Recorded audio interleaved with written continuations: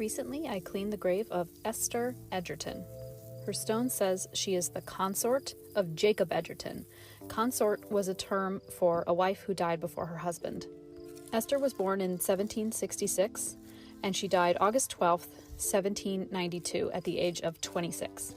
Her daughter, who was also named Esther, was born just 11 days before her death, so the older Esther likely died of complications from childbirth.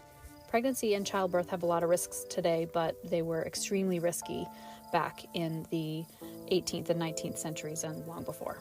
Her only other child was named Reed, after Esther's maiden name. He also died young at age 39, but I couldn't find the cause of his death. Her daughter, Esther, that was born just before her death, went on to have 9 children of her own and lived a long life, dying at the age of 88 in 1881.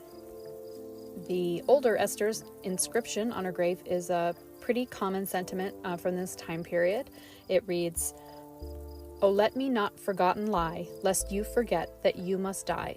For death's debt to nature due, which I have paid, and so must you." And here it is after scrubbing and rinsing. It looks really nice, and I'm excited to see how it lightens up.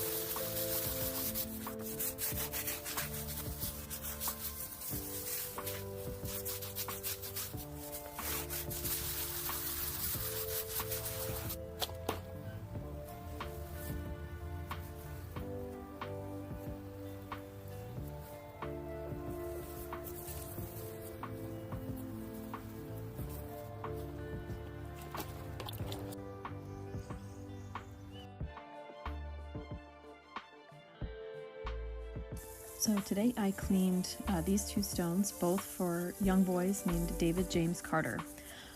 The older David James on the right, he died at age 12 of rheumatic fever, which is a complication of scarlet fever or strep throat. The younger David Carter died of diphtheria. He was actually born after his older brother died, and that was pretty common for parents to have a child that passed away and to name the next child the exact same thing. They also had a sister that died a few years later of typhus. So these parents lost 3 children within a decade of 3 different diseases. Pretty awful. So as I always say, it'll brighten up eventually with time. These ones had a lot of staining, so I decided to go back and actually spray them with more D2 and just let them sit. I won't scrub them again.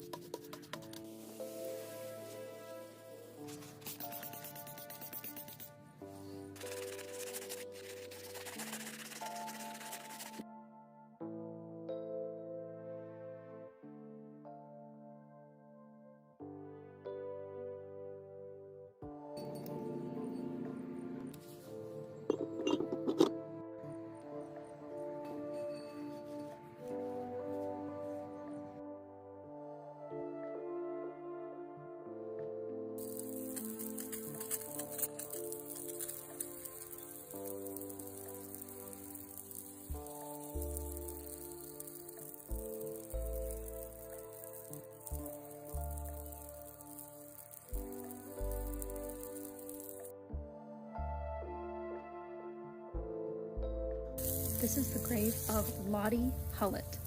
Lottie was just 18 when she died in October 1888. She'd married her husband Fred, who was in his 20s, earlier that January. I couldn't find a cause of death for Lottie, but she's buried next to her sister, who died just shy of a year before her of consumption, which again is the 19th century term for tuberculosis. It was pretty common for multiple members of a family to die of consumption or tuberculosis. The term at the time was consumptive families, basically families that were particularly prone to it. This was obviously before people knew how tuberculosis spread. Obviously, it makes more sense that if a family is in close contact with one another, that they are more likely to spread it. Lottie's husband Fred went on to remarry, and he lived into his 90s, dying in the 1950s.